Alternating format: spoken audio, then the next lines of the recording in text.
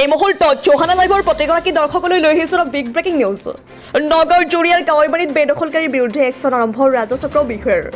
একেদিনাই কেইবাটাও অবৈধ ফিচাৰীৰ পাৰ ভাঙি পানী যোৱাৰ সুবিধা কৰি দিলে ৰাজচক্ৰ বিষয়াই। জুৰিয়াৰ কাৱৈমাৰীত বেদখলকাৰীৰ বিৰুদ্ধে ৰাইজৰ প্ৰতিবাদ কৰাৰ পিছতেই ৰূপহী চক্ৰ বিষয়াই ঘটনাস্থলীত লাটমণ্ডল নুৰজামান চৰকাৰক পঠিয়ায়। লাটমণ্ডল নুৰজামান চৰকাৰৰ উপস্থিতিত একেদিনাই কেইবাটাও অবৈধ ফিচাৰীৰ পাৰ ভাঙি পানী যোৱাৰ সুবিধা কৰি দিলে। চৰকাৰী নলা বন্ধ কৰি বেদখলকাৰী বনাইছিল ডাঙৰ ডাঙৰ ফিচাৰী। ফিচাৰীৰ মালিকে কালভাৰ্টসমূহ বন্ধ কৰি ফিচাৰী বনোৱাৰ অভিযোগ। প্ৰতিবাদকাৰীসকলে অতি শীঘ্ৰেই কালভাৰ্টসমূহ খুলি পানী চলাচল কৰিবৰ ব্যৱস্থাৰ দাবী জনাইছিল। জনসাধাৰণৰ প্ৰতিবাদৰ পিছতে ৰাজচক্ৰ বিষয়াৰ এই পদক্ষেপ লোৱাৰ বাবে স্থানীয় ৰাইজে সন্তুষ্টি প্ৰকাশ কৰিছে।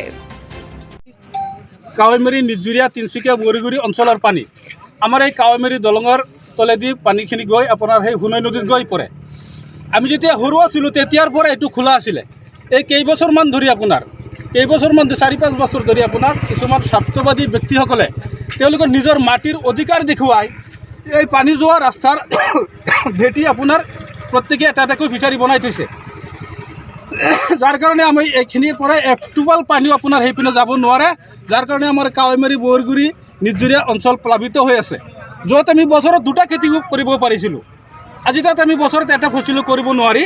এতিয়া মানুহ উপায় নাপায়, বিভিন্ন অসামাজিক কামত লিপ্ত হ'বলৈ ধৰিছে। আজিকালি ডেকা ল'ৰাটো বুজিয়েই পায়, যেতিয়া ঘৰত আপোনাৰ ভাত নাখায় তেতিয়া কি কৰিব কি নকৰিব তাৰ কোনো ব্ৰেণ্ডে কাম নকৰে, তেতিয়া সামাজিক কামত লিপ্ত হয়। ইয়াৰ যোগেৰে সম্পূৰ্ণ ফিচাৰী বন্ধা ব্যক্তিসকল আমি আপোনালোকৰ চেনেলৰ মাধ্যমেদি চৰকাৰৰ দৃষ্টি আকৰ্ষণ কৰিব বিচাৰিছোঁ যে আজি আমি জনামতে যে নাগৰিকৰ সম্পত্তিৰ ওপৰত কোনো অধিকাৰ নাই।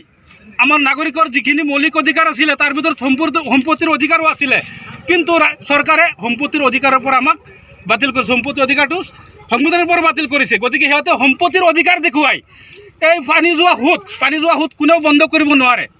আৰু এইখিনি বন্ধ কৰি আমাৰ গোটেই অঞ্চলবাসীক আমাক মানে একেবাৰে জুৰুলা কৰি পেলাইছে। এতিয়া আমি অহাবাৰত যে আমি বুঢ়ো খেতি কৰিম তাত কঠীয়া পেলাবলৈ 1 কটা মাটিৰো কোনো ব্যৱস্থা নাই যে কঠীয়া পেলাম, সব পানীৰ তলত বুৰ গৈ আছে। আপোনাৰ ছাত্ৰ ছাত্ৰীসকলে পূব পিনৰ পৰা ছাত্ৰ ছাত্ৰীসকল আপোনাৰ এই ৰাস্তাতে স্কুলত যায় খোজকাঢ়ি, এতিয়া এবুকু পানী সিহঁতে আহিব নোৱাৰে। গতিকে আমি আপোনালোকৰ জৰিয়তে আমি উৰ্ধ্বতন কৰ্তৃপক্ষক জনাব বিচাৰোঁ যে অতি সোনকালে আমাৰ এই পানীখিনি যোৱাৰ এটা সুব্যৱস্থা কৰি দিয়ে যেন। আপোনালোকৰ এই মিডিয়াৰ যোগেদি আমি অসম চৰকাৰ তথা ৰূপহী ৰাজচক্ৰ বিষয়াক এটা অনুৰোধ জনাম। 4-5 বছৰ আগতে আমাৰ এই 4-5টা গাঁও তিনিচুকীয়া, কাৱৈমাৰী, নিজুৰীয়া, বগৰীগুৰি গাঁৱৰ মানুহে শালি ধান, বড়ো ধান 2টা ফচল আৰামত কৰিব পাৰিছে। কিছুমান স্বাৰ্থবাদী মানুহৰ সুবিধাৰ কাৰণে অসুবিধাৰ্থে আমাৰ এই কাৱৈমাৰী RCC দলঙৰ পৰা নিজুৰীয়া দলঙেদি পানীটো সোণাই নদীলৈ বৈ যায়।